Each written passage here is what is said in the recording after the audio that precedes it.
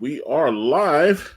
Hello, everyone. In case you are confused and wondering who I am, my name is Antonio Bryce. I am the creator of the comic book series brand. We have raised nearly $75,000 on Indiegogo. If you want to actually check out brand, I've got a link to the first 21 pages of the comic book in the description. But also in the description is a book called Doom Fate, which is currently funding on Indiegogo. I have the creator here, passion for drawing. How are you, sir? I'm very good. Thank you for having me on your show, Antonio. It's great to be here. Fantastic. Well, let's get into it. Tell me about Doom Fate. Yeah, Doom Fate's going to be a 48-page plus full-color graphic novel. It is about a clan of barbarians in a northern realm. It's a sword and sorcery kind of book, and basically they're run by the fates. They believe in the fates as like gods. And one particular barbarian, she decides to fight against her own fate and the fates itself, and with that comes with a price. So if you're into like Conan the Barbarian and Gru the Wanderer, Lord of the Rings, Dungeons and Dragons, this is your kind of book. And it's going to be penciled, inked, and colored by myself. And it's going to be pretty awesome. It's going to have orcs and giants and all kinds of cool stuff. Big swords. You're writing this as well, aren't you? Or someone else writing it? No, I'm writing it. Yeah, this is my story. Yeah, all this right. is my story. So. All right. Okay, so let me see. You've got something pulled up here. Let's actually do some screen sharing. Sure. Let's actually get into it. Yeah, so this is the cover. This is the cover that's going to be on the front of the book. This will also be, if you get a certain tier, you'll get a full poster. Not a full poster, a mini poster of this. It'll be 11 by 17. So you'll be able to get that poster with one of the tiers. And so hopefully, this is the main character, Valeria. She's a barbarian, what's called a guardsman. So they're ruled by 5 fates. There's the guardsman, the tradesman, the mystic, the hero, and I'm blanking on the other one. Tradesman, and huntsman. So she's originally was supposed to be a huntsman like her mother, but she denied that fate, and she wants to be a guardsman instead, or so she thinks. So this is the first of 4 books I hope to do to tell her tale completely, and then we move on. What I did with this book, a lot of writers, you're a writer too, they usually go for the characters and put them in situations and places. I come from more of a fantasy background, role-playing, and usually we like to create the world first and put characters in it. And that's what I did. I have this whole world created. I plan on doing large RP, role-playing games hopefully one day with this. All kinds of stuff, expanded out from here. Okay. So this is just the start of something big, I hope. And I got a lot of stuff planned out, maps, all kinds of stuff, all thought out. It's gonna be neat. So this is the cover. And then we also have, this is one of the pages that I have previewed up. This is just one sequence that's completely done at this point. And again, I'll be doing the colors and the inking and all that stuff. Wait a minute, I've seen you. This was, wait a minute, you had a coloring book out a few months ago, didn't you? Yes, I did. It was called Mythstar's Menagerie of Monsters, and actually, Mythstar is actually a wizard in this world. That's why I was like, I was like, wait a minute, I've seen this. Okay, it kind of sparked a memory there for me. So yeah, we did have a coloring book. I did good on that. We did 8,000 and just shy of 200 backers. So it was good for Comicsgate. That was good. But we But we did good on that, and a lot of people were receptive. Thank you, Froggo. Of course, I am handsome. Yeah, I was like, all right, you up here picking up chicks already? We just started. What's going on, man? Joanna Froggo. All right. Yeah, she's sexy, but she has a little frog in her throat, so it's kind of Okay. I wouldn't know. But get a room, you two. All right. But no, this is one page from it. Also going to be doing trading cards. I'm doing something different with this campaign than any others. Once we get funded, about every $500 or so, we're going to be revealing trading cards that go with the tiers. I'll reveal more. I've gotten about a dozen artists from, mostly Comicsgate and some fantasy artists that I know personally, because that's where I come from, the fantasy art world. And they're going to be doing pieces. So I'll be revealing those, and you'll be able to get those as trading cards included with one of the tiers. Then there will also be an add-on tier for trading cards. So, and that'll have an exclusive art to it to incentivize you to buy that. So, like if you get the tier with the stretch goals, you won't necessarily get every card. But if you get the add-on, that guarantees you all the trading cards, you will get them all.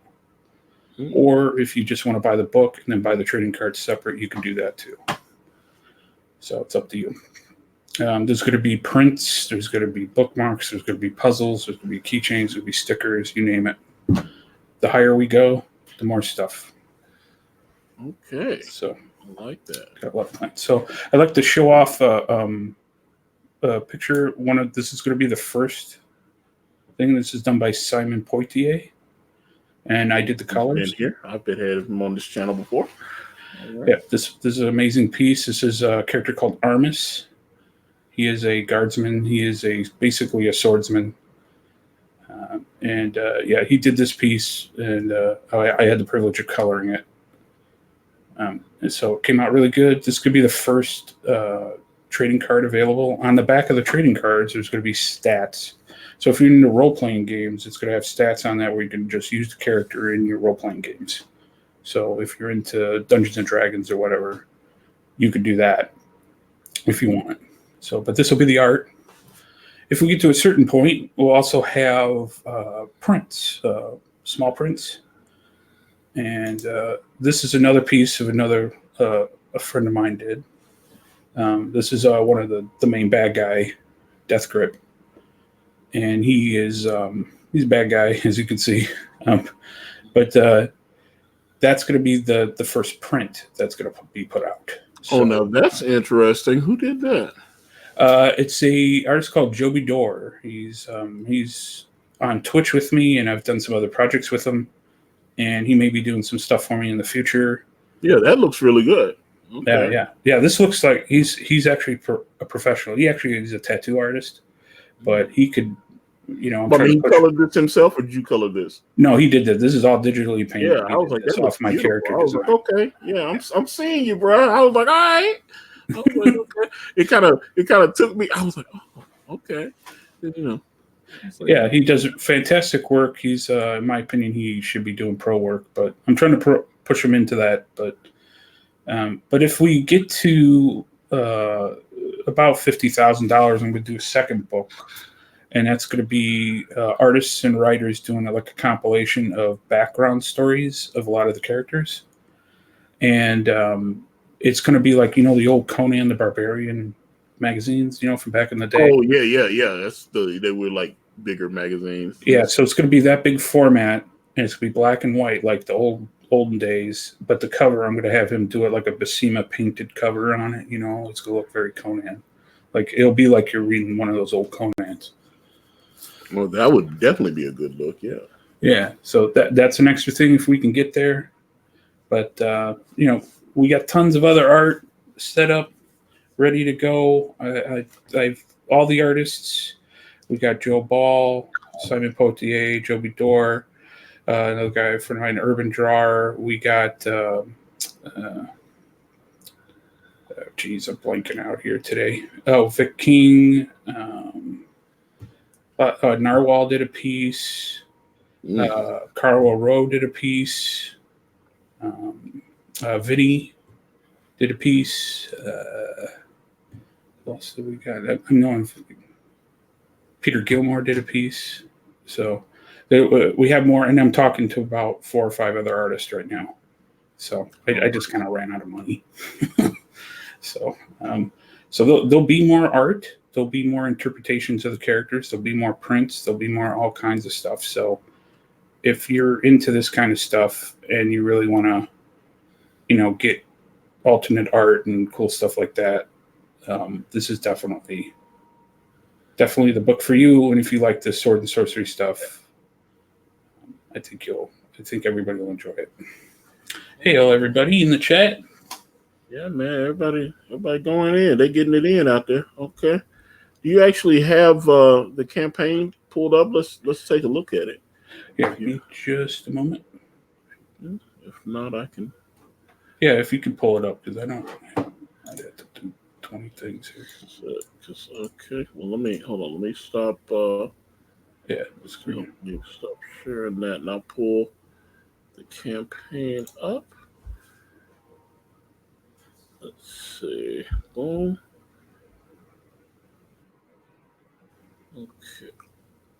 Okay. So this is Doom Fate right here. Yeah, okay, we're almost at 50% in 5 days. So I'm really good. I'm really happy about that. Let's see. You managed to get the coloring book funded though, right or no? Yeah, it was like I said earlier. It was we did about 8,000 on it, and just shy of 200 backers. There you go. So we did pretty well on that, and I used a little bit of that money to help fund this project a little bit. Yeah, let's see that's the image right there that reminded me. I was like, wait a minute, because people were sharing the coloring book. That's why I was like, that actually kind of reminded me of the coloring book. But so you got black and white pages here. And that's a 2-page spread. That's going to be in the book. That's where they teleport. 3 main characters teleport in, but in the middle of an orc army and kind of mess them up. So be a pretty cool part. What I'm doing with this campaign as we level up, we're going to be leveling up, So every $500 or so, a new thing's going to be unlocked. And if we get past level 50, then that's when the whole campaign's going to change too.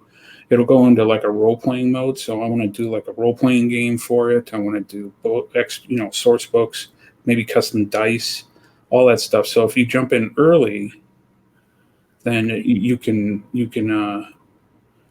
get all that stuff included in as a stretch goal. So okay, well let's go back up to the top here. This is your featured perk.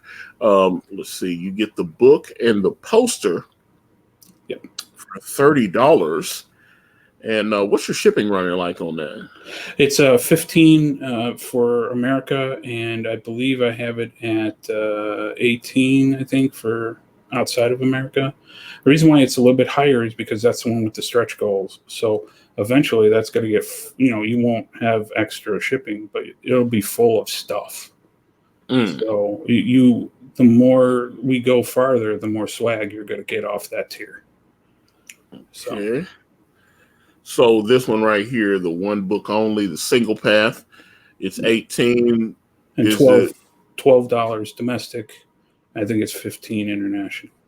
Okay. Yeah, so, and it's a 48 page now, but it's most likely going to be over 60. The way. So you have a lot of extra material to add to this. Yes, and if you get just the book itself, you do not get the stretch goals. But there may be some things as we go along that may get unlocked that I planned that are going to go in the book itself. So you'll get those added in, because it's going to be part of the printing, process. Right. You'll probably get that included in there. So let's see. So then we go down to the twin path.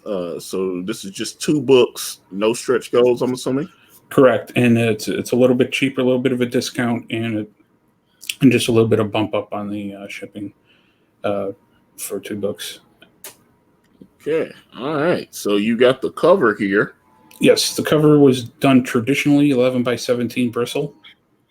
So that's pencil and inked. So anybody who wants to snag it, it's available. All right. For some reason on Indiegogo, it won't let me do the little pictures at the bottom. You know how you Yeah, can. yeah. Because I've been trying to set up. Way of the Gun, so it's been kind of. I've noticed that some of the little tweaks that they've made, it makes the thing difficult. So I don't Yeah. know. I know how some campaigns have those extra pictures. You can just click on them, and it just won't let me do it. I don't know why. I've tried like 4 or 5 times. So, So weird. I'm still trying to. There's a couple of things I'm trying to set up, but we've still got time because we're finishing up. So let me. Okay, so let me get back. I'll go back and get on us. Sure. So let's go back to the beginning. Give me the breakdown of this idea. How do you come up with this world and all that? How does Doom Fate start? Well, if we want to go all the way back, I mean, I've always been, I love comic books. I've always have. But my real starting of nerddom, I guess, would be fantasy. Two most influential movies I saw as a kid was Star Wars and Jason and the Argonauts. So both those movies, I saw them in a double feature as a kid at drive-in, and those are pretty much set. That's probably if you have a touchstone in your life for nerd stuff, that's probably it. And that got me into Greek mythology and Dungeons and Dragons when I was a little bit older. Dungeons and Dragons turned into drawing more art, and then comic books came into my life, and I started drawing comics, and that got me into art in general. And eventually, I tried for a while to get in the comic industry. Didn't work out for me, but I moved over to different things. And, here I am now. I've been doing some fantasy art for a while. Okay, so let me see. Daniel C in the chat goes, "Is this a one done story, or is this an ongoing series?" The plans to do 4. I have the ending already plotted and ready. I have the second issue pretty much ready to go. The third issue's got a little plot points done. This book's completely written and thumbnailed out. I'm starting actually. I'm 3/4 of the way of doing all the pencils for each page. But this could be 4 books total. It's going to be a cohesive circular story, but I'm trying to focus this one book. If I never ever, say I fall off the face of the earth or something, this one book will be enough. The ending will be satisfying enough to where, but it will leave things open a little bit enough to keep the story going. But if you could just pick up the book and you'd have one story all the way through. So I guess each chapter, the stories of the 4 parts would all be connected. Right. Oh yeah, they'll all be the same characters, the same world, and all that stuff. Hanging if you don't read, but I mean, obviously, you would want to read all 4. But right, and eventually, and I'm shooting to get all 4 of them done in 2 years because I want to move. I already have stories in this world for other things I want to do, so I want to get this one done, do as high quality as I can, and move on to the next segment of story so that people want to see more stories in this world. So that's the plan. Okay. Let's see. So definitely you've mentioned kind of like the Dungeons and Dragons type stuff so I'm assuming people like say a Frank Frazetta would be big influences on you, or no? Yeah, definitely. I mean, you can't. When I was younger, I mentioned Conan book before. That was definitely a big influence on me when I was a kid. Guru the Wanderer is a huge influence to me. But my favorite book of all time is The Hobbit. So I've been reading that almost every year since I was 10. So it's always been fantasy. Now I love superheroes. I love comics. I love that kind of stuff. And I love that. But my heart always comes back to fantasy stuff every time. And this is my core, you could say. All right. Daniel C says you sold me passion for drawing, just backed it. All right. Oh, thank you, Daniel. Thank you very much. I appreciate that. You will not be disappointed, I guarantee you. All All right. I appreciate that. So let me see. So we got you got wizard, sword and sorcery. So there's definitely no. It's not. I used to like the Dungeons and Dragons cartoon that came on in the 80s, and Yep. they were like in the modern world, but then they got thrust into The D&D world. Yep. Yeah, That's an amazing cartoon. That was definitely influence. 80s cartoons were influence on me. Thundar the Barbarian is Oh is wow. a great, a lot of the designs were done by Jack Kirby, so that was before I even really knew Jack Kirby. It was like 1980. Well, I And that mean, people in the comic book world knew Jack Kirby. It was just, it was pretty small. I mean, my first comic book convention was 1986, and I met Jack Kirby there, and I knew who at that point I knew who he was, but at the time you didn't know. I didn't even know until recently, past year or two, that he actually did designs on Thunder the Barbarian. So yeah. I've heard that a while because I mean, sound like everything I've heard, he kind of needed money, and Mark Evner actually worked on the show, I believe, and they were really good friends. So yeah. There's a biography he did of him. It's really good. Yeah. Trust me, there've been so many, and not to mention, there's a couple of. So although some of them look like they've been just taken off, you know how there's one thing about YouTube, they'll like, oh, this was on A&E, and then they'll just rip it and clip out the commercials and load it up on YouTube. And sometimes they get caught, and sometimes they don't. It'll be like documentaries and stuff. So I've watched them. There's a few things on Jack Kirby. Obviously a big fan of a lot of his creations. So yeah, and I had a Twitch channel that I was doing art for about 2 years, and I did a lot of fantasy stuff. And I had done Inktober a few years ago, and it was all fantasy creatures. I decided to go back and do the old monster manuals from Dungeons and Dragons had this awesome art I loved as a kid. So I decided, you know what, I'm going to do a coloring book with all these monsters. So that's where Mythzar came up. Mythzar, and I thought of this wizard, and I thought of this whole background, and then it fed off of that, this whole world. And he's an actual wizard in this, he's like the big wizard in the whole land. He's the most powerful, and he keeps tomes of everything. So I'll be doing coloring books for that. I have a bunch planned for that, but he will make an appearance probably in the third book, and he'll be in that. So it all kind of started from that, where the world got built, and then I built the characters and this idea. have you already shipped Mythzar out, or? Yeah, it's been out to people for, it shipped August. Oh, okay, cool. So it went. It was. Let's say it was about. It went 90 days. I was only I had a printing issue. I had to switch printers, but luckily, it wasn't too hard to do that on a coloring book. And I was only about a week late to shipping. I let everybody know, of course, but no complaints, no broken books, no nothing. Everybody was happy. Kids are enjoying it. I'm really happy with the reception. So I still have some left over, so if you want to just DM me at Passion for Drawing there, and we can work something out. So it's a great book. Everybody likes it. What I was wanting to know, like, when you say you switch printers, did you didn't go through like Print Ninja or? No, something like that. I just went through a quick printing thing because the paper needs to be decent, but it doesn't need to be high quality. It's not going to hold high end ink and stuff like your book, for example, would.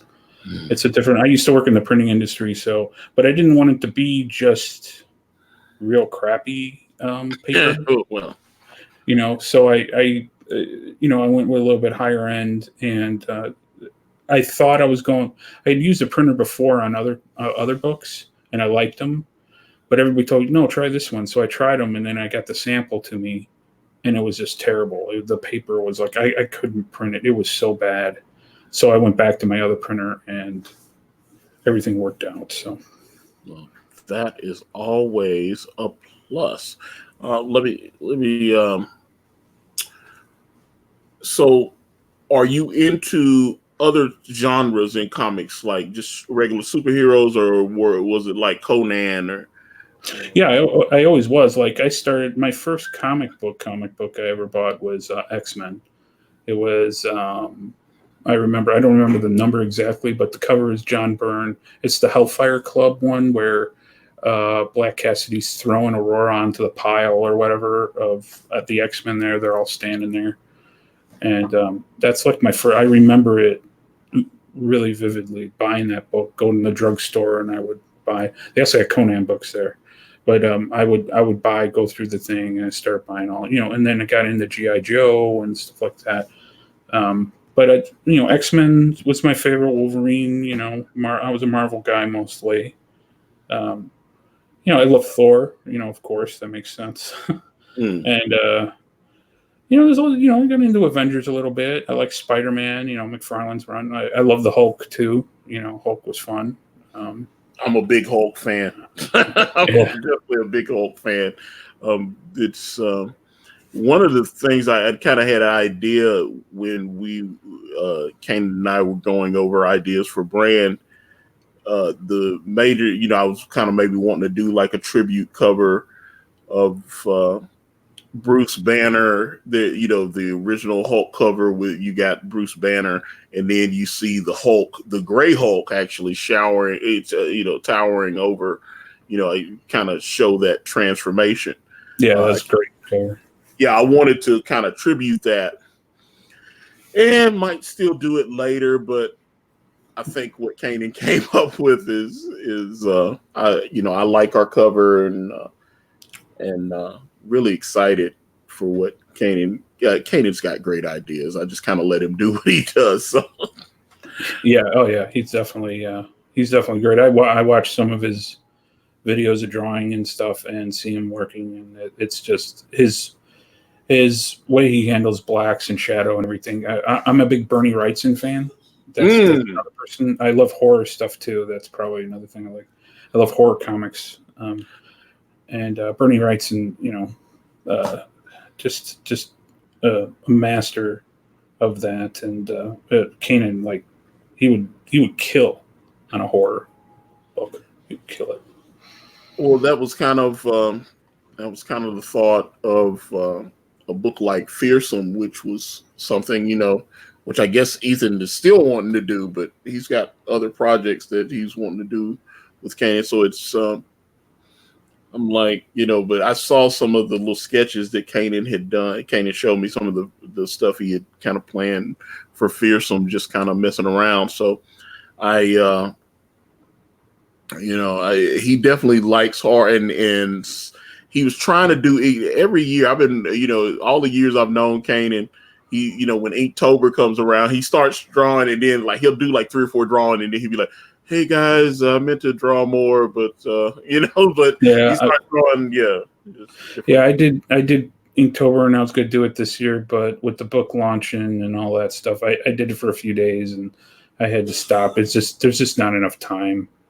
Artists got that. We have to manage our time very well. That's part of I'm finding, with being, because usually I'm a traditional artist. Doing comics is, this is my first actual comic book sequential that I've ever done. I've done submissions and stuff, for all the companies back in the day, but I've never done a full comic book before. So this is new to me. Got you. Okay, so Daniel C in the chat goes, who would Passion for Drawing say his biggest art inspiration was? Well, if we're talking comic books, it'd probably be Arthur Adams.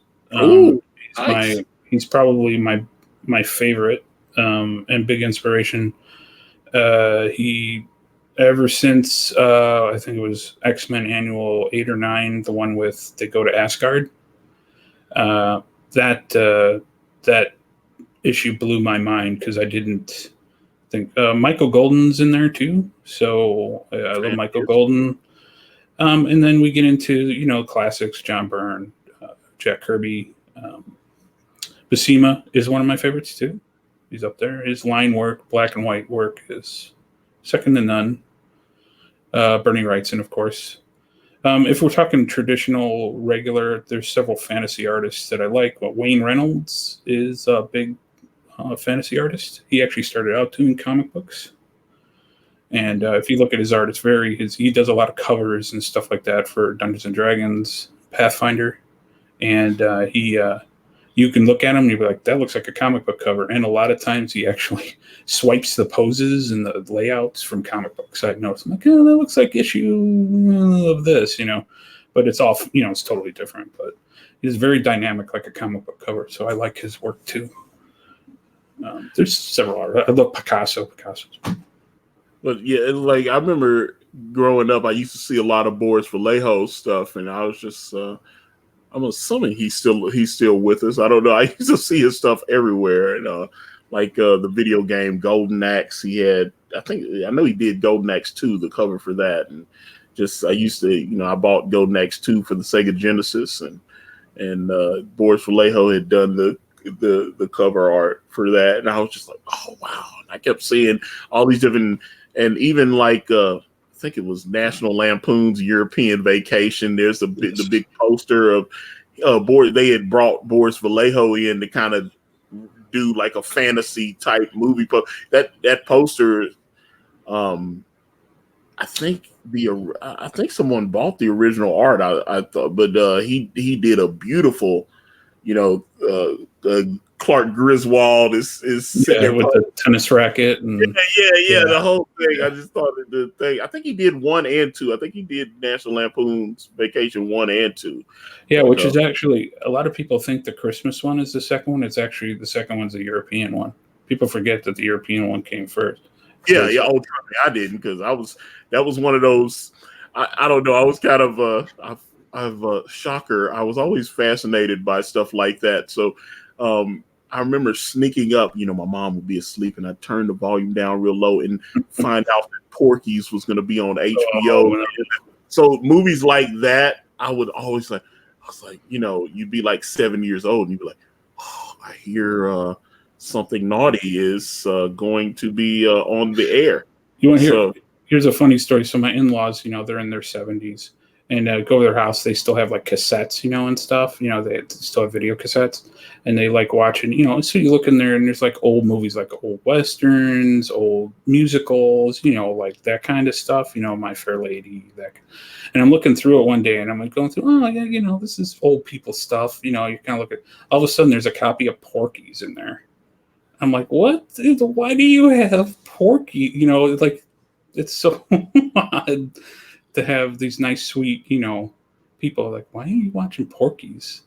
And they're like, they just think it's a hilarious movie. They think it's hilarious because it takes place like when they were kind of kids, so they can kind of relate. They think it's hilarious. Oh, I was wow. like, oh, okay. I see. We have a legend in the chat, and I was like the great Art T. Bear. Hey, what's up, Art? Man, well, we love your art. Have you not launched Chrono Mechanics yet, or if you haven't, when are you launching? I don't know. I've seen posts on it. Yeah, because I was like, I know I was wanting to have Art on.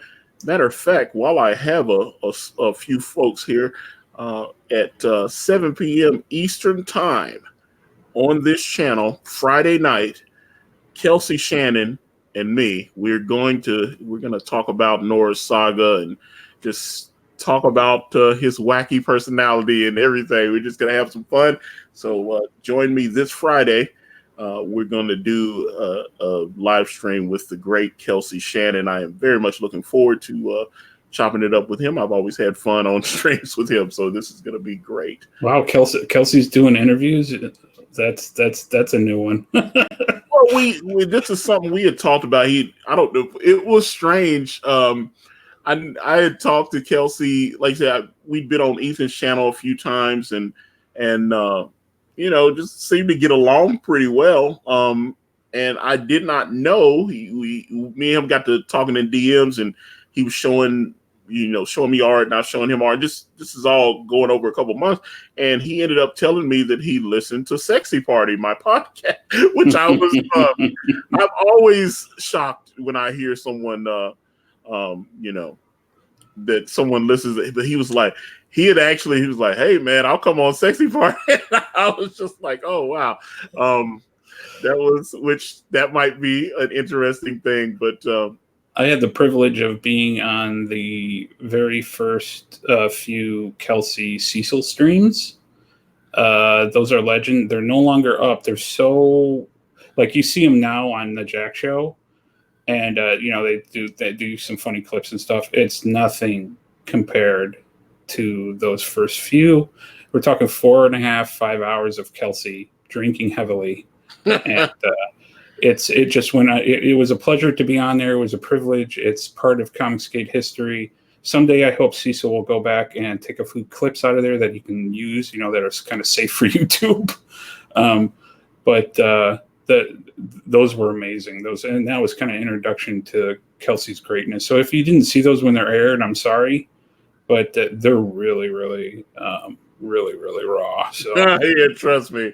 I know Kelsey. Kelsey likes the fun, but I think my stream will just be this is it will just be normal. But okay, RT Bear says Chrono Mechanics will be going live tomorrow, my friend. That is awesome. Awesome. And then Brian Chrisgow, who has a 6-gun gorilla on Indiegogo. Hopefully you are getting, I think this is a relaunch for you, Brian. I know I had Brian on the first time, and actually Ethan Van Sciver was in the chat that day, which was it's always interesting when Ethan shows up. But I know he had a bigger book. I was just looking at the thing. I picked up a few more backers. I want to thank everybody who did that, and we're over 50% right now. So I was going to announce something. I'll probably put it up on Twitter, but I'll announce it here on your show.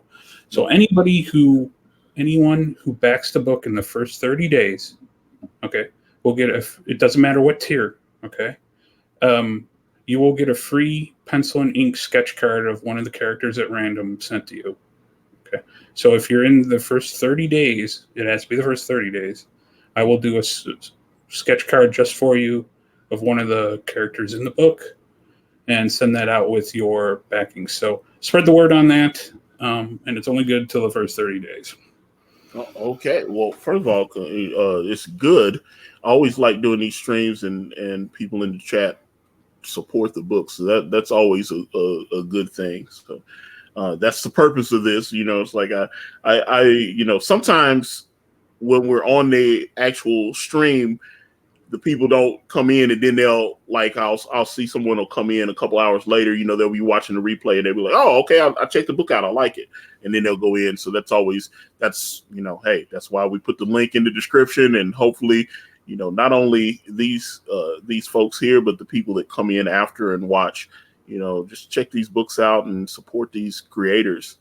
Yeah, that's what's great about CG is that everybody does shows like this, like yourself, Antonio, and there's so many other people who do awesome shows and try to help each other. I do one, Drawing Aces with Ace, and we're going to bring that back the first Thursday in November, and have guests on there, and we sit down and talk to them too about their projects. And that's really important, and I like how we all come together, get the word out, and then people back books, man. It's great. I love being here. I love just making new friends and, all that stuff. It's great community. So definitely let's keep it going, man. Let's keep this train rolling. Yeah, man. Let's see. Okay, Simon Potier is. Yeah, man. I see him. Let me see. Oh man, Charlie's London. Hey Charlie, I was like, I saw your message earlier. I know you was talking about. I forgot she was in London, but let me see. Antonio working with some guys, and we are trying to bring together a live stream called CG UK. If all goes well, and we launch this year, I really want to be able to interview and promote my favorite CG artists, which is good. That is something that we are. We need more voices out there. We need more people streaming and showcasing projects. We want more people coming back into this as far as this community, as far as reading comics. There's so many people that say that, hey, I haven't bought a comic in a decade. Now I bought your book, and that's a beautiful thing when I hear stuff like that. So that is awesome. So Yeah, I haven't bought comics in over a decade, and I think I'm sitting at somewhere like 20 back books right now. The year I've been here, and it's gotten, just to get to know all these creators and everybody involved in the books. It's been great, and then I'm like, you know what? I'm gonna back that book. That looks cool. You get a little more in depth look at the books. So definitely, man, it's a good system. I like it.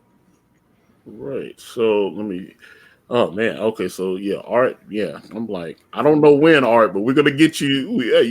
Definitely need to sit down with you and Yeah, I got to get you on Drawing Aces art. yeah. So this is gonna be awesome. I, Nice. although I suspect the dollars will flow in for Chrono Mechanics. It looks pretty cool. I've been interested in that one. So Yeah, I love the logo. The logo looks really cool. yeah, man. But I don't know. I'm probably too big of a geek. I like comics too much. So that's why I always get mad when they go, it's not for you. Yeah. It's supposed to be for kids. And I was like, I don't I don't know if it's different for other people, but things that I liked as a kid, they bring those good memories back as you get older. He was like, oh man, I remember when I was like 9 and watching G.I. Joe. So Yeah. when I become 45 and I'm watching G.I. Joe and then I see, why are they doing this to G.I. Joe? You got to go back and read the GI Joe book comics, the Marvel run. It's great. I Yeah, just Larry Hama, yeah. the GI Joe secret special missions, those are really good. They had Those, so many, but yeah, it was one of those things where, well, I mean, it was like they had G.I. Joe, they had Transformers, hell, they had He-Man and Thundercats at one point. So I was like, Mask. I still have my Mask. Mask comics. Yeah, I still Yeah, have Thundercats. I have the original Thundercats books. I ripped off Mask a little bit in brand. So No. that was one of the. Well, I mean, okay, I've been pretty honest about. I took things that influenced me. Growing up in the '70s and the '80s, Mm-hmm. Yeah, and we're about the same age, I think. yeah, well, yeah, I'll be 45 in like 3 months. So, I'm 47, so there you go. All right. So, but that's just reading different things, and I was like, well, I want to take that, and I want to put it all in a big pot and take little things. Because I took things from like He-Man and took things from Mask and Silverhawks. That's one thing I liked about the Star Blades comic when Kyle Ritter launched that. I saw Star Blades and I was like, that's Silverhawks. Even the even the that's big, where my brain went. Yeah, it was. I mean, it's hard not to see it, but I mean, it's Silverhawks, but it's got like the element, different people. Looks like, okay, this guy's got like water powers or something. I mean, it was like it looks like I'm very interested in seeing, because I mean, then he did that little animated spot. I was like, damn, he can do everything. Kyle is extremely talented. So that was very slick. I have something planned too, but I can't talk about it right now. But then I saw that, I was like planning something kind of cool, and then I saw that I was like, well, all right, mine's gonna be cool, but I don't know if it will be that cool. So, be pretty cool. Definitely, yeah. He's a Matt Kyle. I don't know how he does it. He's really really good. I can't wait to his coloring too, because I fancy myself a colorist too, and he, because I've colored some Marvel books in the past, unfortunately uncredited, but his colors are just amazing, and then for him to be an artist, that's just amazing too. And yeah, there's nothing that guy can't do. absolutely. I was like, but yeah, Star Blades. When I saw that, and I see like 131,000 now. I was like, oh my god! But I mean, I'm one of those backers, so go get it. So yeah, I did too. I backed that book day one. Yeah, that was. I was like, man, I gotta have that one. So I'm excited for the success I see on that book, and I heard him mention that he plans more. So yeah, I was like, yeah, I mean, this is, but that's the kind of stuff like that. That's the kind of stuff that appealed to me. Um, when Yeah, I I was have a a kid. theory about colorists in comics. They're actually people who wanted to break into the industry and they just couldn't get attention for their art. I was definitely one of those. And like you look at Kelsey Shannon, you look at Kyle, you look at people like myself and some other colorists. They're like amazing artists too, like in their own right, and line work and stuff. So like how they just ended up not getting there or whatever, and they moved into coloring and different Well, level. yeah, well, I'm glad that the coloring is one thing because Kelsey is an amazing colorist. Um, but I am so glad that like Kelsey's incredible. Just all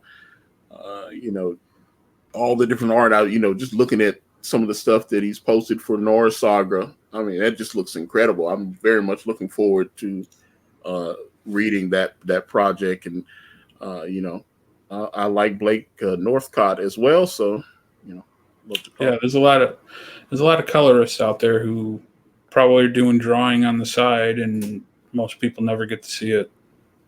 So, but I hardly know any colorists that are like, I love coloring, just coloring.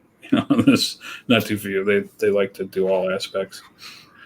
Well, that's interesting because I'd say coloring is like a thumbprint because when we first started getting noticed in Comicsgate as a whole, I'd say I had one colorist on brand. And he was working in mainstream comics, and he was like, yeah, I don't want to be associated with that. And I was like, okay, cool, gotcha. And then start having to audition different colorists, and you give 3 or 4 different people the same piece, and it would be colored so many different. Just it's all based on how I guess how you see things, the way your mind works, and everything. So that was always interesting to me. It's just to see you give 2 or 3 different people the same piece, and it's going to be colored a different way, and they're gonna add the lighting effects in a different way and everything. So it's although some were good and some were Not so not. Yeah. Some it's like, hey, let me. Antonio, I'd like to try out for brand. Do you have some things I could color? Which obviously I always have a lot of black and white art and stuff laying around.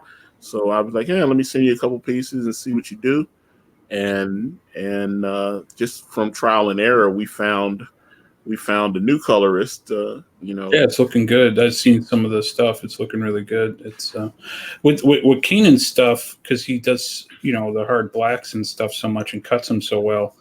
That's actually, believe it or not, it's a little bit harder to color. You would think it'd be easier, but you don't want to step over those shadows and everything. You got to make all those blacks make sense. If you do something like my style, which is like it looks a little cartoony, I leave a lot of space open or something like John Malin too. John Malin doesn't do he does a lot of rendering, of course, but he leaves a lot of space for the colorists to do their job, come in there. Same thing with Ethan. He does Ethan's a good balance. He does very detailed line work, but then he leaves enough space for the colorist to come in and punch it up. Kanan's like, man, you could do that whole book in black and white. I don't think it would matter. Well, that's why we're gonna do because everybody's like, so when Kanan's working with Ethan, what are you gonna be doing? I was like, well, we're kind of planning, after Way of the Gun, that we, obviously Kanan wants to work with Ethan, so we'll switch off, and by then we should have enough like little spare pieces from Kanan. We can we can put a art book together, and with that art book, I would be selling a brand black and white, which would Nice. be because a lot of people have said, hey man, we want a black and white edition of brand. So that was something we thought. I was like, hey, we got the book already. All we got to do is just format it. We'll have to have it relettered and everything, but I'd love to see Kanan do like a horror, like how Bernie Wrightson did Frankenstein. Just him to do something on that level, I would love to see, because I saw him doing some horror stuff, kind of pictures and stuff for Inktober a little bit. and I would say that was when I asked him. I said, "What do you want the theme of?" Because I thought he'd be wanting to do like superhero stuff, and he said, "I think for this book," he said, we can kind of do themes, and he said, "I definitely would want to do like horror the first book or something like that." So, so I'm it's kind of cool. So we'll just like I said, I just said keep drawing and saving those files, and we'll compile it. Oh yeah, that's exciting. Sounds exciting. Let me see. So okay, RT Bear. Okay, yeah, Mr. Mason. RT Bear. Now you know what? I actually I had hired Thomas Mason. I know Thomas Mason has colored several of your pieces. I hired Thomas Mason not for his color work. I hired him as an artist. He's actually an extraordinarily talented artist. I liked his work. I was planned on buying some more. I had planned on buying some more of his work. Because he did which I actually have framed up in my home. He did a Lionel Solomon piece for me. I was preparing for brand and I was needing pinups and stuff. So he did the very first Lionel Solomon piece actually that was created, and then we had a small disagreement. And I started noticing that he obviously is not CG friendly. At that point, I was like, well, I'm obviously Comicsgate. So at that point, I would, let him do him. And, I talked to him. I was like, all right, man, I'm just going to do my thing. You do yours. And I haven't spoken to him since. But it was, we kind of had a small disagreement. And I was like, well, hey. There you go. That's a shame, man. Like there's so many great talent out there, and they just have this wrong way of looking at CG. It's not what these outsiders, outside CG have painted it to be. I've been in here for a year. I've gotten to know just about everybody. I think everybody knows me at this point. I think Antonio and Keenan, I think, are the last two people that I haven't really interacted with too much. But, if they just came in and got to know people first, instead of all these, looking at all these stupid tweets and stuff like that, they'd see there's some real talent here. There's some real hungry people and people who really love comic books. And it's a shame, man. There's a lot of people. But there's also a huge amount of upcoming talent here in CG. And, Simon Poitier, Joe Ball, those kind of people are... Phil, who does Magic Cop, great writer. Those guys are all moving up, and every day we got more people coming in. So take a look at them too. There's tons of people. So well, okay, yeah. RT Bear, he said he has unfriended me. Ashamed. I would love to keep working with him. Well, guess what? There was like I said, we had a disagreement, and we stopped rocking with each other as well. And it was a shame. I noticed someone had posted some of his work, and let me check on him. And it looked like he had kind of had some hardships. He had a GoFundMe going, and he was trying to get money to pay his bills and everything. And it's so, I felt kind of bad because I was like, if you were in Comicsgate, if you would, he's a very talented colorist. If he was in Comicsgate, he'd be making a lot of money right now instead of having to, put up a GoFundMe trying to get people. And what was so bad is I clicked on the GoFundMe and barely anybody was donating to it. So it's unfortunate. This guy's like colored stuff for like Image, Wildstorm. He's colored a lot of stuff for Marvel and DC, and I was like, man, great.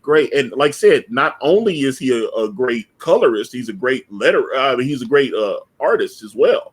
And so I was like, he could put a project together, and I suspect with the level of talent he has, because I'm telling you, as a draftsman, he's incredible. I mean, and he does it traditional. I was like, I paid him, and he would put these pieces up. He'd put these pieces up and put them up on eBay, and they get $700, $1,000. I'd be like, wow. I used to DM him all the time. I was like, man, that new piece you put up is just incredible. Look at this. I couldn't, the fact that he can actually you know, I was shocked because a lot of these guys now, like Kanan, they do everything digital, and I would, you know, I actually see him drawing, you know, with, you know, when you can put it on Bristol board, I love it. That's what I, you know, it's like, that's, as you can see, it's on my wall. I love traditional art. You know, Yeah, I do traditional, like I'm like 50-50. I'm doing mostly digital for this book because there'll be some traditional pieces for the pages I'll sell, like the cover and that 2-page spread and all that stuff. There'll be a few, but I want them to be like, I don't want to sell a page of like two people talking. That's kind of weird. But they're going to be where you hang them up on your wall. They're going to look like art pieces. So they'll be like a big splash page or something like that. And you hang them up on your wall. You're like, wow, this is a piece of art too. So I kind of want to go that route with mine. But yeah, I know what you mean. I wish, you know, it's looking like, you know, we have to look more inner in CG for more talent and creators. It's trying to pull people from outside of it.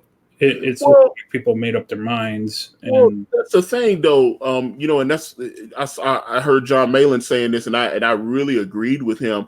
We can't stop reaching out to people because the whole point is to grow this community.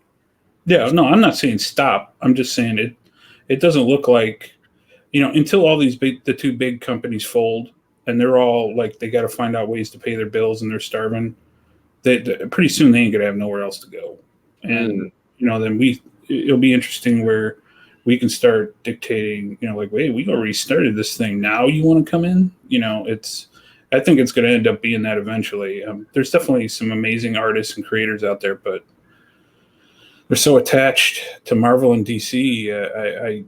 They think it's going to go on forever. I just don't see it for very much longer, especially Marvel. I don't think Marvel's days. I'd be surprised if they, in 5 years, you know, I'd be surprised. Well, I think especially with the comics division of Marvel, I mean, they want to obviously, you know, utilize those properties, merchandising and licensing, all that kind of stuff.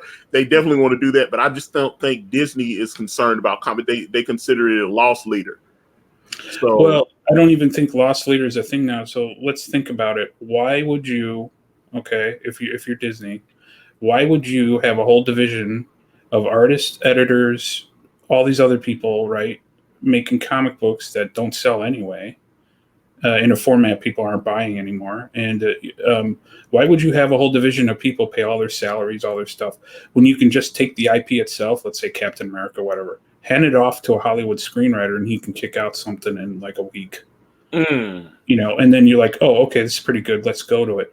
If you noticed, I noticed a lot of this stuff happened. You remember in Marvel Studios, you remember Marvel Comics used to be attached to it. You know, Joe Quesada, they had this whole committee that was part of it. They overviewed all the stories. Well, you noticed Kevin Feige made a move and kicked all them out. The last second Avengers movie, I think. And that happened. They got kicked out. And you notice the movies are suddenly very Hollywood written. They have some hints of the comics, but they're nothing like the comic books at all. They take certain aspects of them. So they've Hollywoodized. Hollywood wanted to take over and do their own thing. So I think that's a precursor to what's going to happen with Marvel. I'm saying. Well, yeah, you know, it's kind of funny because I've bitched about this a few times. I was listening to the director's commentary for Avengers Endgame and the two writers on that, which those writers had done Captain America: Civil War. They had done, you know, Captain America: The Winter Soldier. You know, they had worked on in Infinity War, which I thought was a great film, and then obviously they came back for the sequel for Endgame. But they decided to kind of, when they were doing Endgame, they wanted social justice in there, and they started doing, you know, so they when you listen to it was very demeaning to me when in a way, I felt like I was being patronized when they talk about that scene at the end where old Cap gives the shield to to Sam Wilson instead of Bucky Barnes. Now, I argued with people about who should get the shield. Should it be Sam or should it be Bucky? And some people were like, "Yo, I think Bucky should have got the shield," and other people was like, "No, I get." My thing was, I was good with either one of them getting the shield. Yeah. They were both cool with Sam and with Steve Rogers. But my thing was they admitted that they specifically gave Sam Wilson the shield because he was black. Mm-hmm. And that bothered me because when I was having these arguments, I was arguing with people that were black. I was arguing with people that weren't black. We were just having a spirited comics debate. But in all those different conversations I had, they were just arguing on the character's history with Cap. It didn't have anything to do with race. And the two writers admitted, they was like, what a great feeling for America that a person of color gets it. I said, so you gave him the shield because he's black. Just admit that.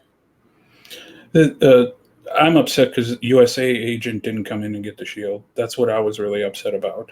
Because remember, he got the shield back and and he totally messed it up. That would have been great. But if I remember correctly from the comics, I believe Falcon got the shield first anyway. Bucky wasn't even. I think he had it for a little while before, even predating newer comics as a Falcon as Captain America.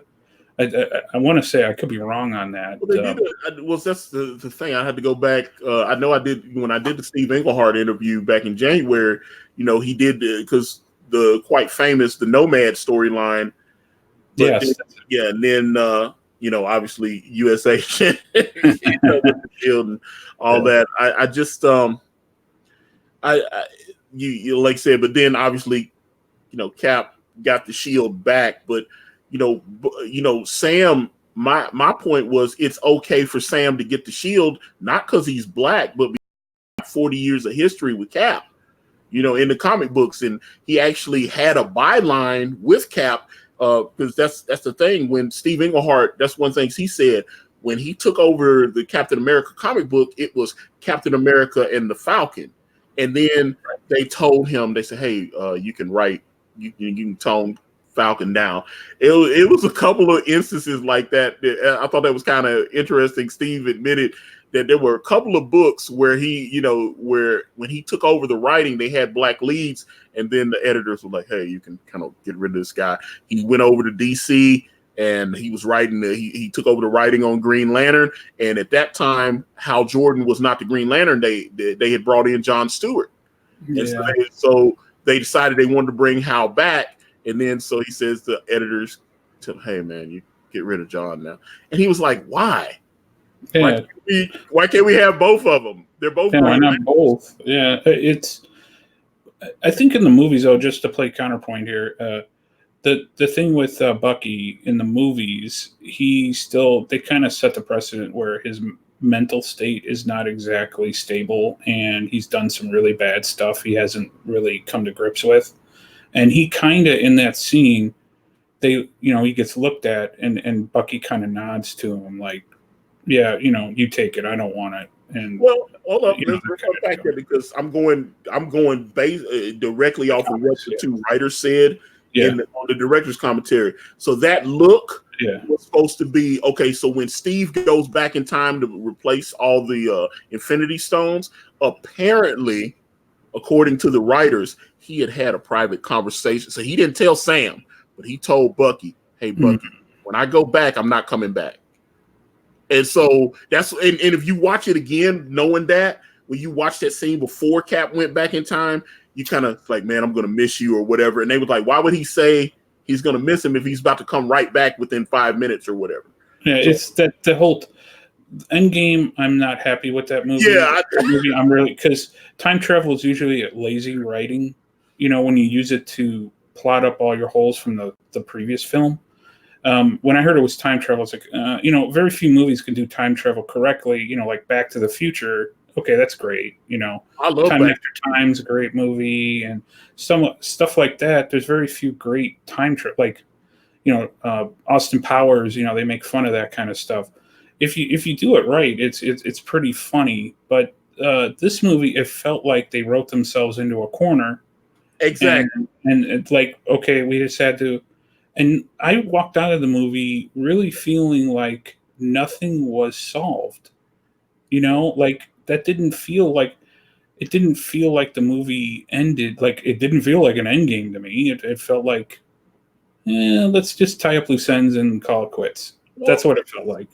It really pissed me off because it's like I bought Infinity War and Endgame. I bought the HD digital versions on Amazon with all the supplemental material. So listening to them because they had the Russo brothers in there, and then they had the two writers, and they're in there. I made a cameo in this one. Here's my cameo. They're all like, bragging that they got like little cameos. Oh, here's my two kids right here. Because like I know, I think it was Joe Russo's kids. Joe Russo's two daughters were in the movies. I was like one of Joe Russo's kids played Hawkeye's daughter. They got Joe Russo, like one of the Russo brothers played the gay guy, and that was Joe Russo too. Joe Russo played the gay guy, and then when those three kids came up to the Intelligent Hulk when they were at the diner, I think the youngest girl was Joe Russo's other daughter. So that was So he was like, "There's my other kid." So like one of Joe Russo's kids was Hawkeye's daughter, and then the other kid was the youngest little girl in the diner scene with the Intelligent Hulk. So they were, and it was so funny, like the scene where the rat activates the move. Where he that was lame. That was freaking lame. They admitted, okay, so they're sitting there on the director's commentary, and they're going, "Was it a cheat? Yeah, maybe." They said, "But we kind of have a rule when we do this." He's like, "Since this is the first part of the story arc, the cheat is okay. If we had done that to resolve the movie at the end, then that would have been lazy writing." So they said it was okay because it was the first part of the story that the rat could come in. So it goes back to what I said. You remember when they kicked out all the comic book people, the actual people who know anything about comic books and how to link stuff like that, multiple storylines into one thing. Hollywood writers don't really know how to do that. Like take from multiple movies, keep it all organized and put it, Marvel Comics, those guys there, say what you will, they know how to link all that stuff together. They know the history, they know the backgrounds, and it's just Hollywood just goes to shortcuts. They'll do the shortcuts, put a rat, Well, yeah, but the thing is, it's shocking. I thought we were in good hands because these are the same two guys that wrote Captain America: The Winter Soldier, which I thought was incredible. Winter Soldier, I've watched that movie at least 20 times. I've watched Winter Soldier at least. Yeah, it's a great film. That's probably top 3 of them. I was like, Captain America: The Winter Soldier's incredible. So and I thought, and I liked Civil War. And then they did Infinity War, and I left Infinity War. I was geeking. I've watched Infinity War at least 15 times. Yeah, I love that movie's great. I hopes, but when I walked out, I'm like, I don't know how they're going to top this one. But and they not only it doesn't even seem like they tried to top it. It's like, whatever. We're going to bring all our friends on, film them on green screen, and slap some CGI on it for an hour and a half, then make stupid plot. It wasn't that good. Like I would almost say the second Avengers movie is better than Endgame. Yeah. The only part that I thought was really cool, well, there's 2 parts in the movie. Cap gets the hammer. That was awesome. Yeah. And it finally said Avengers Assemble, which should have been done like in the first movie, but whatever. Josh Whedon specifically, like at the end of Age of Ultron, where he goes Avengers, and then he cuts to the credit. Yeah, he specifically said he did not want them, and he said he made sure he cut it because what's the guy that plays Captain America? I can't remember his name, but he specifically, because they're all named Chris. It's like 5 guys named Chris in all the Marvel movies. And Chris. I always felt, that scene in the first Avengers where they're all that iconic scene now where they're all kind of spin the camera around them. They're all, Iron Man's landing, the Hulk's, they kind of go, Black Widow's reloading and all that. Captain America's put itself a shield. That one I always felt like right before that, Cap should go Avengers Assemble, and then they, it gets into that cool scene. That would have been great. but they didn't put that in there for some reason. He didn't do that. Yeah, Josh Whedon said he wanted to save that for another time. And then but then you find out behind the scenes he was getting very mad at Marvel. He felt like they were interfering too much. Oh yeah, they recut that second movie and made it trash. Yeah, and he was just like they're not letting in. So so I was like, oh man. Well, I actually liked Age of Ultron, but yeah, but they having James Spader kind of be a quirky Ultron is an interesting choice. Like when I was watching the cinema scenes where they kind of went through the movie, and the big thing, like when he said people have children. Oh yeah, and I'm like, why would an android not know the word? Never mind. Okay. Well, he was just like waking up, but they skipped a whole lot of stuff. Like if you watch a lot of the original trailers for that movie, there's a lot of back and forth. That's when they got rid of a lot of the Marvel Comics guys. That was right at that time. They re-edited the movie that Josh had done, and I think it was more closer to the comics at the time. And they re-edited it as a Hollywood type of movie.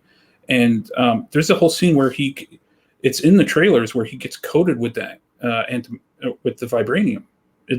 That's actually in the trailers. They have him coming out of the molten vibranium. They showed it. And then there's a whole scene in the movie, the release, where they go fight over the vibranium, and then they do nothing about it. It's not in the film. There was also the Ragnarok foreshadowing with the death scene with Thor. Yeah. He's in the cave. There was a lot more of that material. Some of that's on the supplementals because I've got the Blu-ray on that, and they've got some like deleted scenes. But I was like, they deleted it, and then so when you see those scenes in the movie now, they're minimalized. But then you was like, they were trying to do something bigger, and then it just kind of got okay. Well, we shot this already. Let's use it. Well, yeah, they were doing the comic book stuff. They were going to go with comic book themes, and I'm sure Feige got frustrated with that thing because he wants his Hollywood writers to do everything, and then they want to go Hollywood route, and they kicked all those guys to the curb. And now every movie since then, you notice, very Hollywoodized, very, very few. There's some notes here and there to the comics, but they do not. Ever since that movie, those movies rarely have any reference to the comics other than the characters, in my opinion.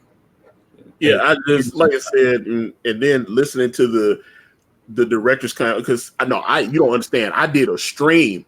I did a stream where after I watched Endgame, I've done at least 3 or 4 different streams because people still go like, man, dude, I saw you going off on Avengers Endgame. I was going in on the movie because I was like, wait a minute, I had a list. I made notes and I was like, why did this happen? Why did that happen?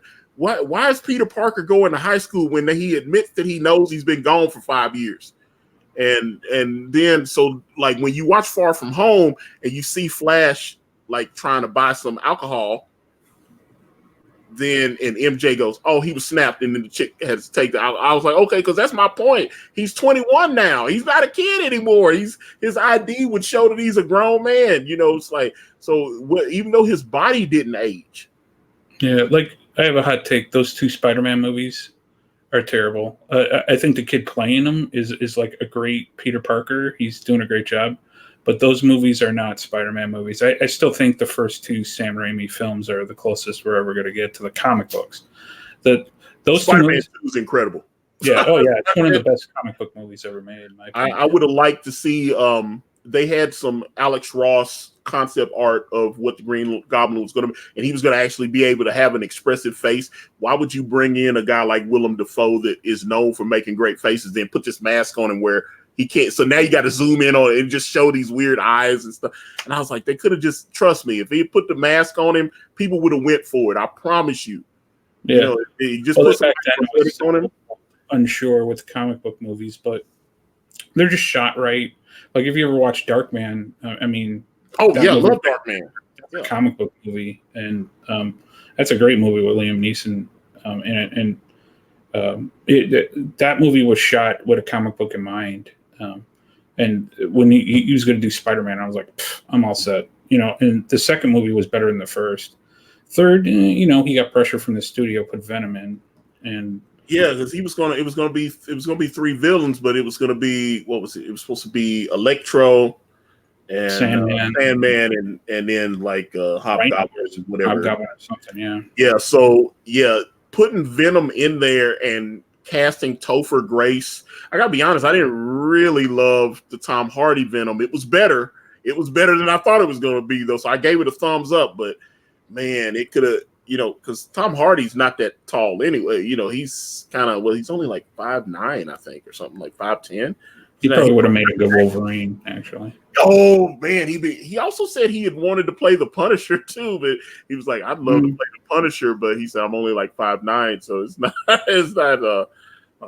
yeah, it's they're missing off base, I think, in the next few years, and now with the Disney Plus stuff.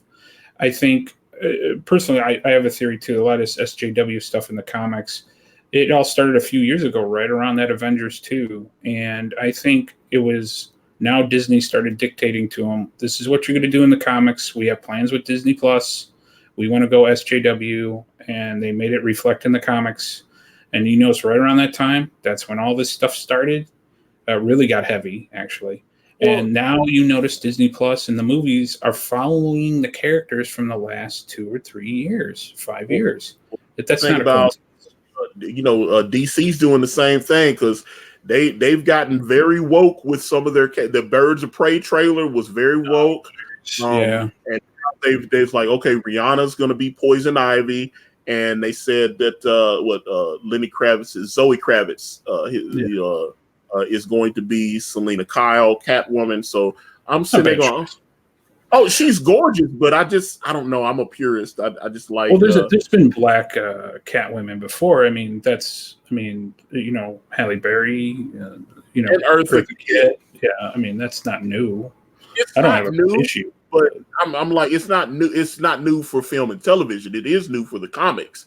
That's not. But so we still haven't seen that. Although I saw that they're gonna do some kind of big event over at DC, and they're gonna, everybody's like, there's gonna be a black Batman and all this. I was like, okay. I was like, so now the only way I will forgive that is if they somehow figure out a way to bring the Milestone universe back. If they can turn all the white superheroes black, and then some kind of big Crisis on Infinite Earths event where you get the Milestone universe back, which they had said they were going to relaunch a couple years ago, and it still hadn't happened. So you get the Milestone universe back, and then everything gets set right, and you get characters like Icon and Static Shock and all that kind of stuff back. So I would love to see that. But I would love to see us in CG if we can all pool our money together and get the rights to the new universe and redo all those characters. You remember the new universe back in the 80s with yeah.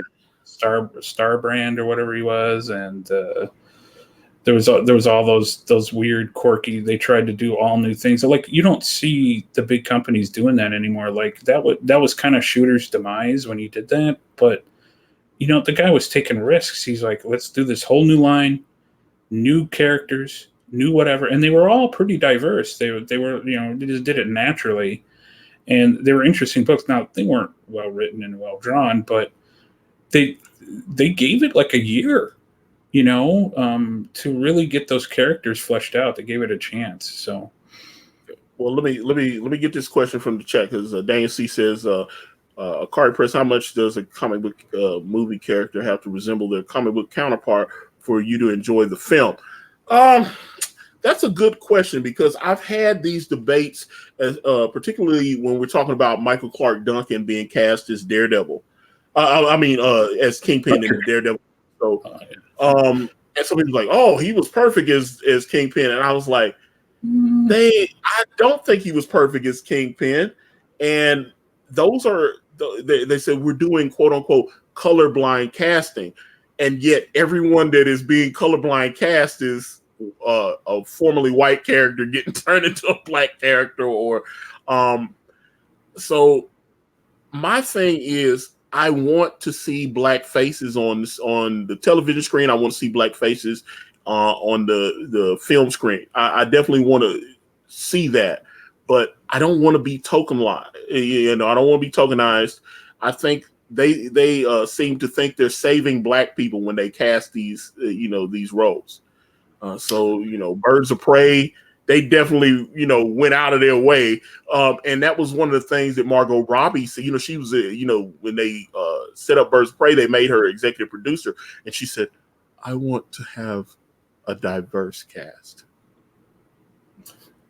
And so then that's why you see the train wreck of a trailer that we got. And so those are films that I probably would have supported that I'm definitely going to be like watching on video now. And there's so many amazing characters over the history of comics that were all colors and creeds. We didn't, you and I are about the same age. We didn't worry about this stuff when we picked up a comic, and it was like, oh, cool, Falcon's an awesome character, man. He's hanging with Captain America. That's a cool team up. You had Luke Cage and Iron Fist. I love that book. I thought it was just a cool book, and I thought they were cool characters that were brought together. Black Panther, it's been around for how long? And years now, at least. and when that movie came out, they marketed it as like this big second coming. We're breaking the ceiling and we're doing all this stuff. And when I went to go see the film, it was good. It was a good movie. It wasn't, the best Marvel movie. One thing I did notice is that movie in the Black community meant something different than it meant with everybody else, because I was looking like on Black Twitter and Black Instagram, which I know people's like, isn't it just Twitter and Instagram? But there is you go to those like urban blog sites and stuff like that, and you go to like hip hop blogs and stuff like that, hip hop Twitters, and they were tweeting out. The flavor was just a little different. People, Black folks was dressing up like characters from Coming to America and stuff, and going to the movie. And I was like, I'm sitting on, there's a pretty big picture. I know they had it like on Baller Alert and Shade Room. Some of these two guys dressed up like Simi and Akeem, and they went. They stood in front of the Black Panther movie first, and I was like, okay, Zamunda's not real, and Wakanda's not real, and I was like, it's I want the movie. I was happy the movie it did incredible. I was happy because my hope for the film was the big thing that I've heard a lot of Black actors say in the past is when they've tried to get movies funded. They've had to either they did that in Don Cheadle did a movie.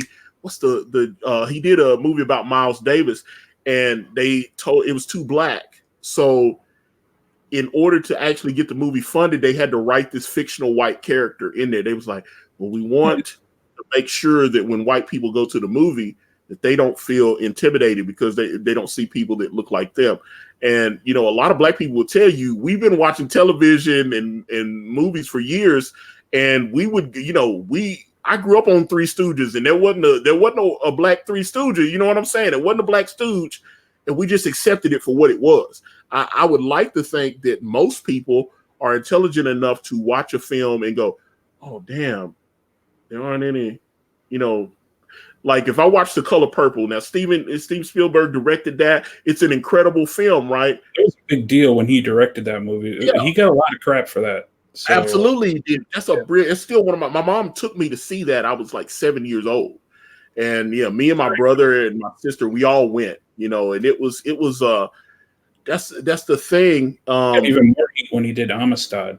He got a lot of heat for. And I remember like, oh, you shouldn't be directing that. But that dude's like, I'm Steven Spielberg. I'm going to direct whatever I want, That's exactly, and I just like, look, okay, so, okay, let's make Black Canary an actual Black woman. That'll help solve the racial problem. Yeah, but they don't understand. Like some of it, understand. I don't know. It's got to be pretty insulting because on one hand they're like, we got to diversify the roles, and on the other hand they're saying, let's put in a white person in this Black. They don't want to go all the way, but they're like, no, we got to put in color, but we got to put in in Black films, we have to put in a little bit, write in a white person. That to me, that's got to be insulting to the Black community's intelligence, because to me that's racist. That's when you're telling people, no, you got to put this many, but don't put in too many.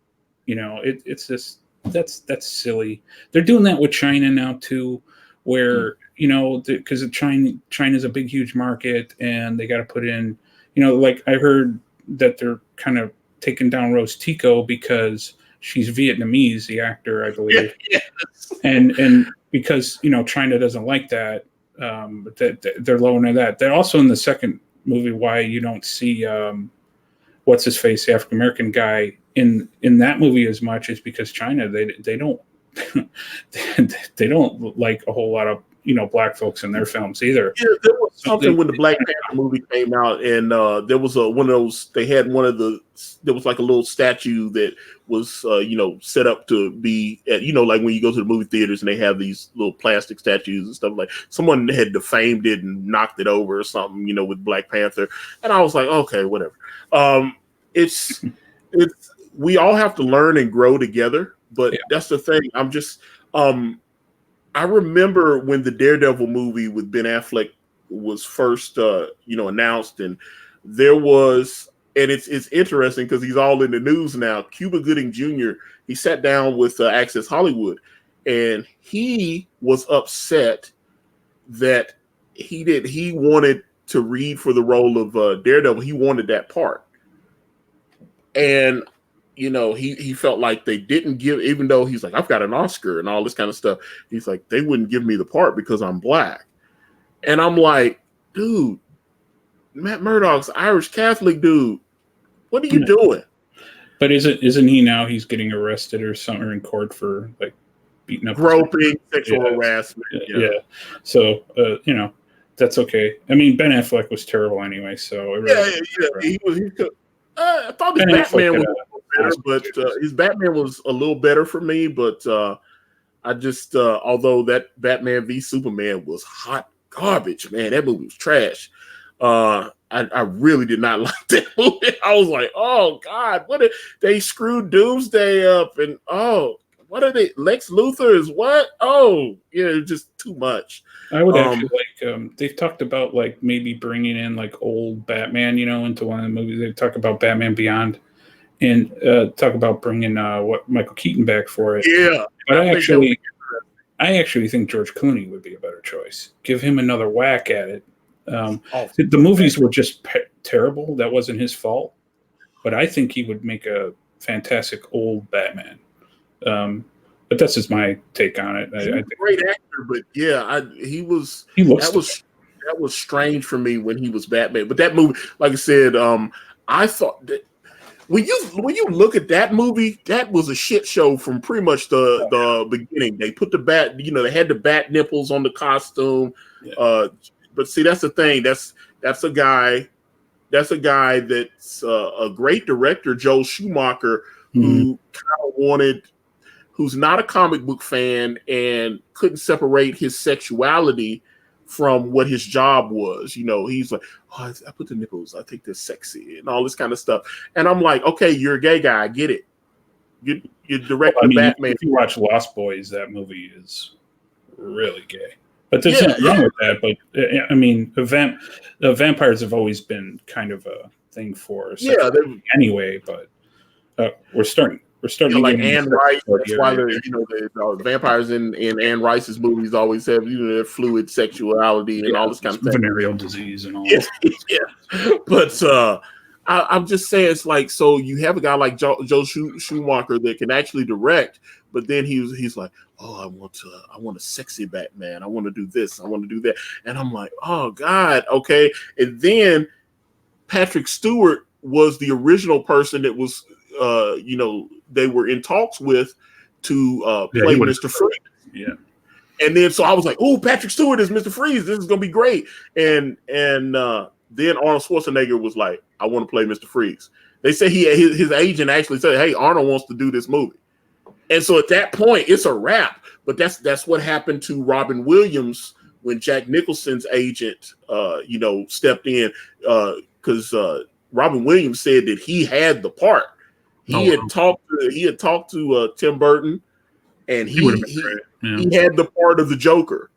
And then all of a sudden, the studio did not think that that Robin Williams was a big enough they needed, because at that time Michael Keaton was like Mr. Mom, and what was that movie, Gung Ho, and a couple of he was doing he was doing little stuff like that. He wasn't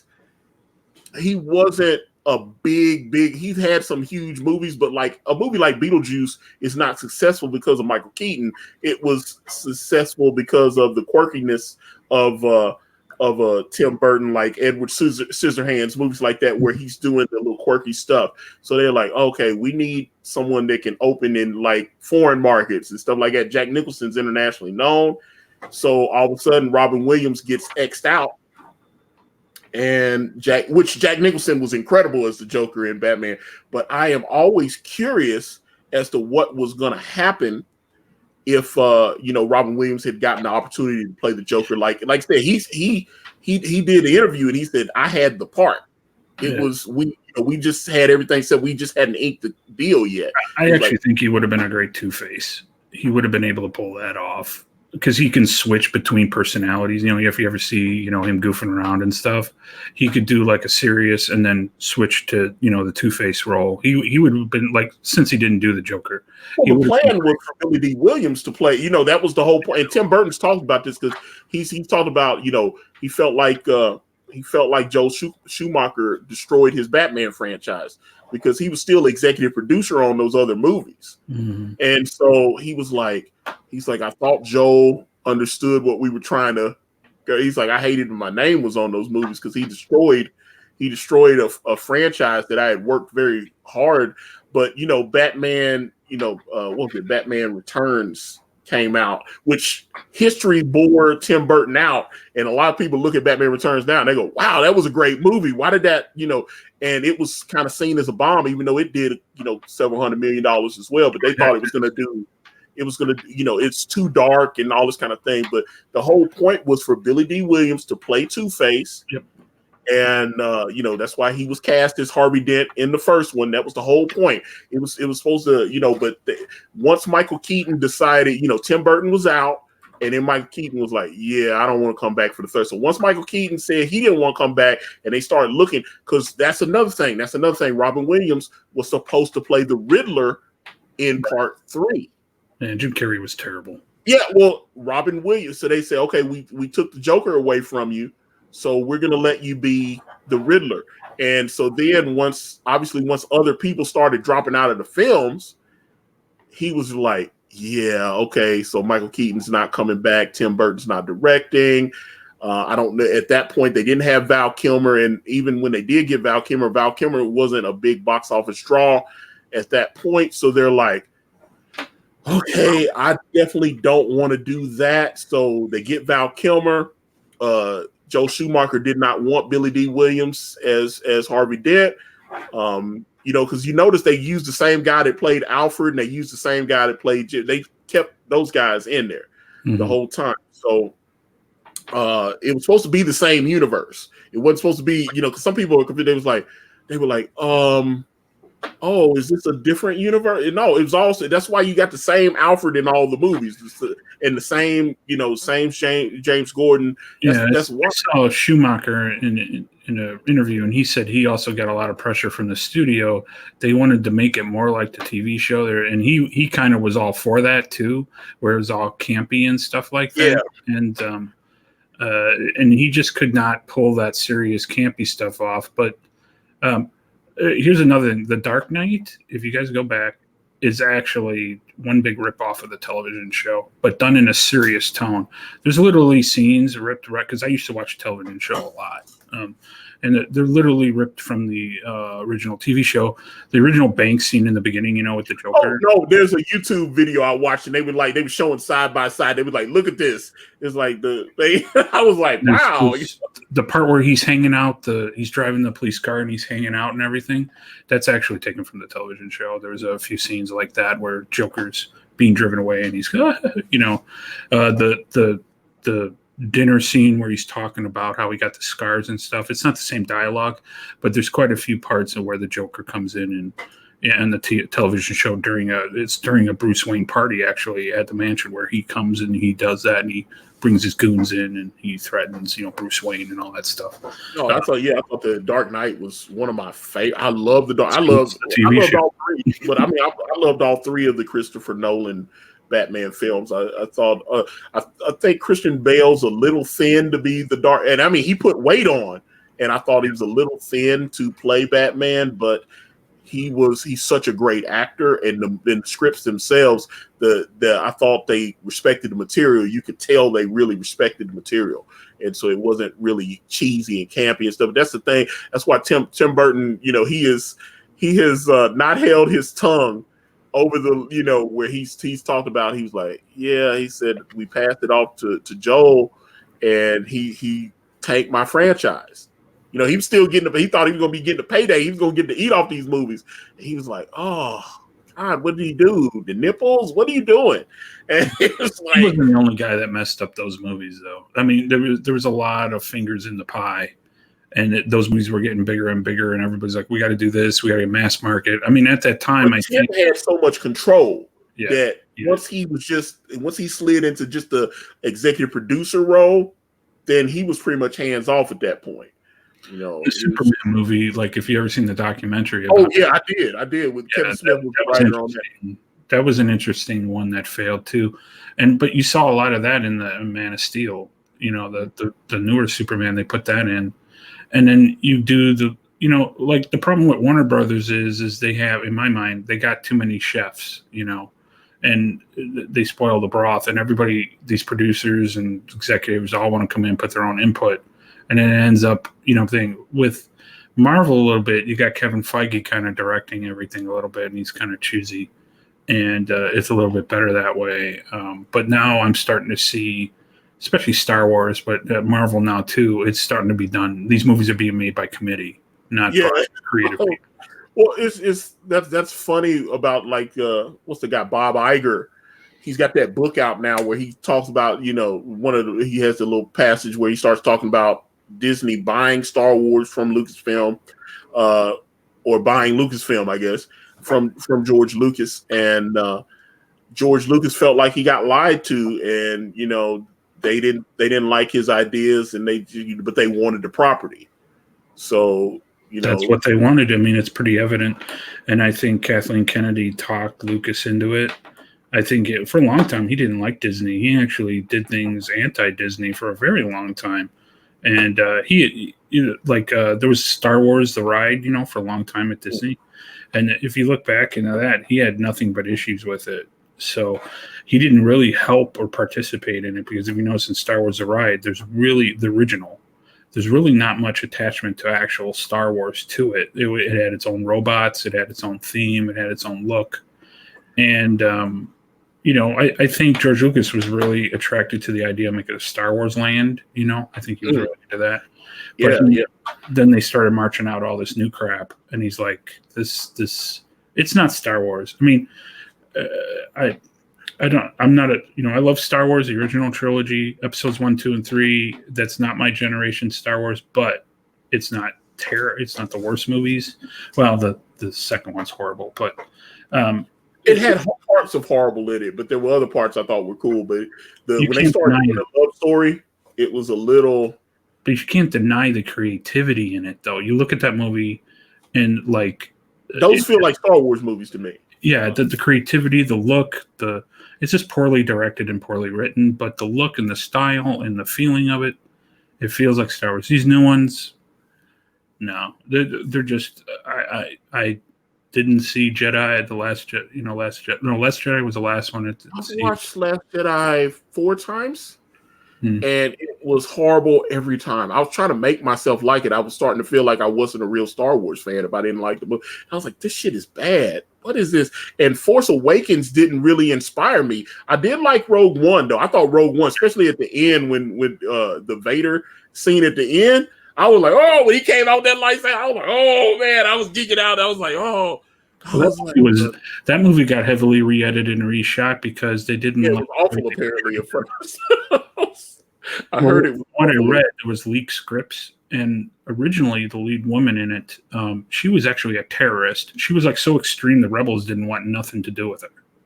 That's how extreme she was.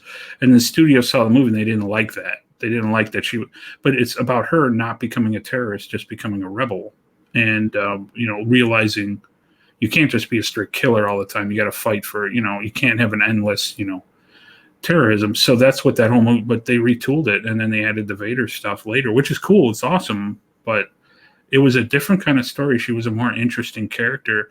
I always challenge people. I'm like, name 3 characters from that movie. I am one with the Force, and the Force is right. No one can name 3 of the films. I can't name the characters, but I can tell you like the one that my man Forrest Whitaker played. I remember him. Oh, he's from the cartoons, but no one can really do that who's seen that movie. You can't, because none of the characters are memorable, because they cut them all up. They took all the characters. Darth Vader. Darth Vader was in that movie. I know that. Oh man. Stormtrooper number 3. Yeah. Oh man. Hey, you know what? You had like 20 people in here, and I'm the only one who liked this video. So what's going on here, man? So please. No, they're not liking the video. That's not good. Yeah, I know. Oh man, that's bad. That sucks. Oh well. Hey, at least they backed your book. That's good. Yeah, let's do that. Yeah. They went out and spent a couple of shekels on Doom Fate. That's awesome. Oh, we got a couple more actually. So thank you very much, everybody back in the book. I really appreciate it. We're at 54% already. Well, there you go. That's because that's awesome. well, see, that's a beautiful thing, So I appreciate that. That's really good. But oh my goodness, Mr. Passion for Drawing, how can people reach out to you on the interwebs there if they want to chop it up with you, or they want to watch you on YouTube or any of that stuff? How do they reach you? You can always follow me on Twitter. My handle is @passion4drawing. It's @passion4drawing. You can find me all through there. I have a YouTube channel. You can look up Passion for Drawing. Same thing. If you can find it, a lot of weird stuff comes up if you look up Passion on YouTube.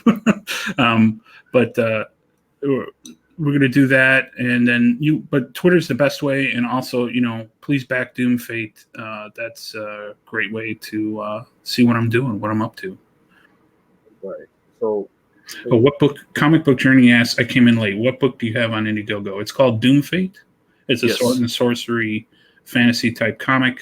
It's got barbarians, blood, and monsters, and all kinds of cool stuff. Link is definitely in the description too, by the way. So if you want to check it out, check out Doom Fate. But Aldion, I'm hoping I'm saying that right. He said, "Good show. You should stream more often." I stream every week. That's why I was like, I streamed at least 3 or 4 times last week, and I got to stream. Well, I'm streaming today. I'm streaming tomorrow. I'm streaming on Thursday, and I am streaming with Kelsey Shannon on Friday, and then I got to stream on Saturday. So there will be shows every day this week, and then I'm not going to stream on Sunday because I've tried to stream on. People asking to come on Sundays, and I was like, damn it, I want to watch my football, so I'm going to watch football on Sundays. So I got to watch that NFL. They got nothing to say about China. Oh yeah, there you go. So yeah, if please, if you're new here, if you haven't subscribed, please do so.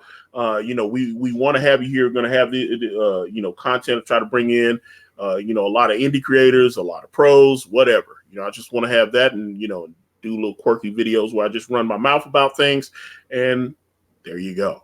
I'd just like to add, Antonio, the beard is looking pretty great. As a fellow beard guy, keep growing the beard. It looks good on you. Actually, it's about to go. It's about to leave us. I'm about to get shorn. I don't know. I've been kind of lazy, but I've been. It's time for the. I have new growth. I don't know. I might just trim it up some, but I like to go bald. I like to shave, go bald, and everything. Need to clean up before the although since Kelsey is coming. Maybe I should keep the, so we could do a Beard Brothers stream. I don't know. I'd like to do that. I look like Kelsey with a little less hair. So, but I'm looking, like I said, there's a lot of, I've got my wrestling podcast that I've been doing. We kind of copied the High Council model where we're rotating between 3 different channels. So, we definitely need to get you on Drawing Aces then, because Ace is a huge wrestling Oh yeah, I'm a big wrestling fan. So He loves wrestling. He knows a lot. You guys would hit it off great. We got to get you on there.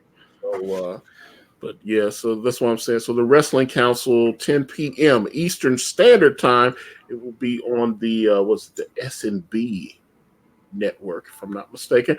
I was like, but watch the other Wrestling Council videos on. I've got a playlist on this channel, and you can find it. But yeah, we do that every Thursday, and been getting decent crowds the last few weeks, so I'm looking forward to it.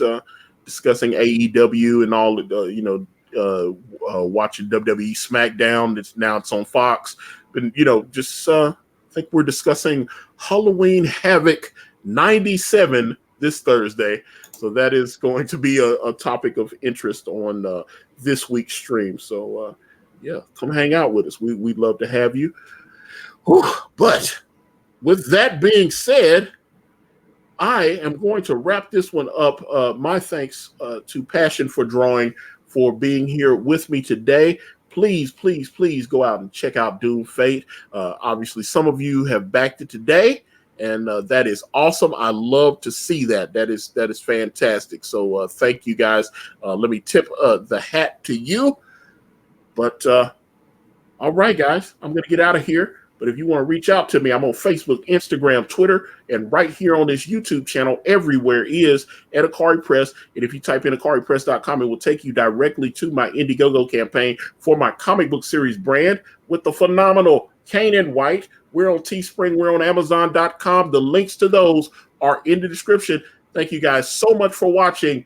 Back Doom Fate. I'm out.